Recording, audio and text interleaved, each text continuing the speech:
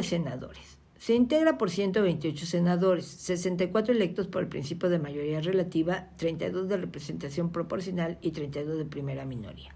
Su estructura: está el Pleno de la Cámara de Senadores, los órganos de gobierno. Estos órganos de gobierno de la Cámara de Senadores son instancias de dirección que tienen a su cargo funciones de control, regulación, orgánica, inacción, supervisión y conducción, orientadas al óptimo desempeño del trabajo de las legislaturas y de sus áreas de apoyo. La Junta de Coordinación Política, que es el órgano colegiado de la Cámara en el que se impulsan entendimientos y acuerdos para el desahogo de los asuntos legislativos. Se integra por los coordinadores de los grupos parlamentarios, así como por 2 senadores integrantes del grupo parlamentario mayoritario y 1 por el grupo parlamentario que constituye la primera minoría. La presidencia será ejercida en forma alternada y para cada año legislativo por los coordinadores de los grupos parlamentarios que tengan al menos el 25% del total de la Cámara. La mesa directiva.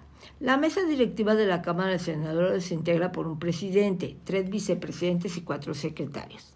La mesa directiva preside los debates y votación del Pleno y determina el trámite de los asuntos. Asimismo, asegura que los asuntos legislativos cumplan con las normas que regulan su formulación y tiempos de presentación. Mesa de decanos. Esta se crea exclusivamente para la conducción de la sesión constitutiva de la Cámara de Senadores. Se integra por un presidente, 2 vicepresidentes y 2 secretarios. La mesa de decanos se integra por los senadores electos presentes, que en orden decreciente hayan desempeñado con mayor antigüedad el cargo de senador. El presidente de la mesa de decanos toma protesta a los integrantes de la Cámara.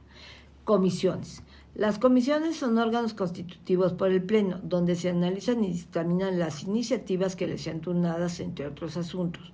La Cámara de Senadores tiene comisiones ordinarias especiales, jurisdiccionales y de investigación. Se podrá establecer también comisiones con carácter transitorio y comisiones conjuntas, con participación de las 2 cámaras del Congreso de la Unión. Las ordinarias.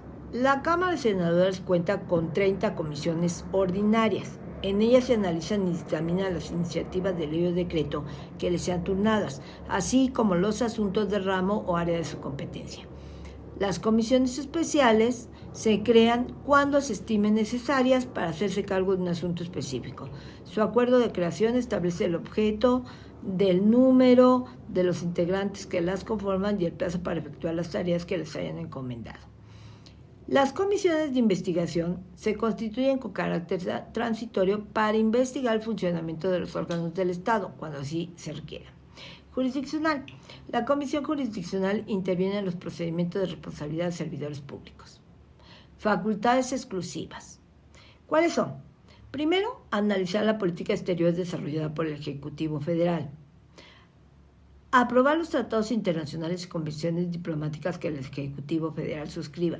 Declarar cuando hayan desaparecido todos los poderes constitucionales de una entidad federativa. Autorizar la salida de tropas nacionales fuera de los límites del país. Designar a los ministros de la Suprema Corte de Justicia de la Nación, de entre la terna que somete a su consideración el presidente de la República. Aprobar la Estrategia Nacional de Seguridad Pública. Nombrar a los comisionados del órgano garante de proteger el acceso a la información pública y los tratados personales. Integrar la lista de candidatos y nombrar al fiscal general de la República, entre otros. Comisión permanente. Esta se integra por 19 diputados y 18 senadores, nombrados por sus respectivas cámaras. Para cada titular hay un sustituto. Funciona durante los recesos del Congreso de la Unión y entre sus funciones destaca: presentar su consentimiento para el uso de la Guardia Nacional, recibir en su caso a la protesta del presidente de la República, recibir durante el receso del Congreso de la Unión las iniciativas de ley, las observaciones a los proyectos de ley o decreto que envíe el Ejecutivo y proposiciones dirigidas a las cámaras y además turnarlas para dictamen a las comisiones de la misma, a la que vayan dirigidas, a fin de que se despachen en el inmediato periodo de sesiones. Acordar por sí o a propuesta del Ejecutivo la convocatoria del Congreso o de una sola Cámara a sesiones extraordinarias, siendo necesarios en ambos casos el voto de las 2/3 partes de los individuos presentes. La convocatoria señalará el objeto de las sesiones extraordinarias. Cuando la convocatoria sea al Congreso General para que se elija en colegio electoral y designe presidente interino sustituto, la aprobación de la convocatoria será por mayoría. También están facultados para conceder licencias hasta por 60 días naturales al presidente de la República, ratificar los nombramientos que el presidente haga de embajadores, cónsules generales, empleados superiores de Hacienda, integrantes del órgano colegiado encargado de la regulación en materia de energía, coroneles y demás jefes superiores del Ejército, Armada y Fuerza Aérea Nacional en los términos que la ley disponga. Conocer y resolver sobre las solicitudes de licencia que les sean presentadas por los legisladores. Proceso legislativo.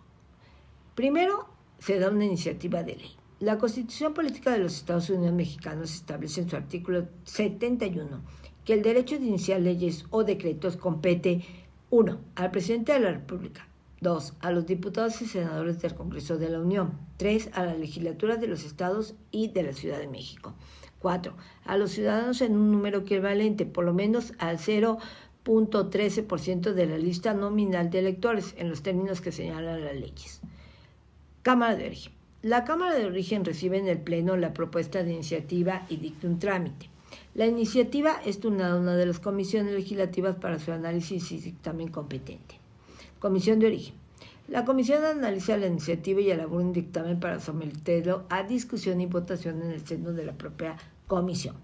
Se entrega el dictamen al Pleno para su declaratoria de publicidad o en calidad de dictamen de primera lectura o para discusión. Pleno, Cámara de Origen.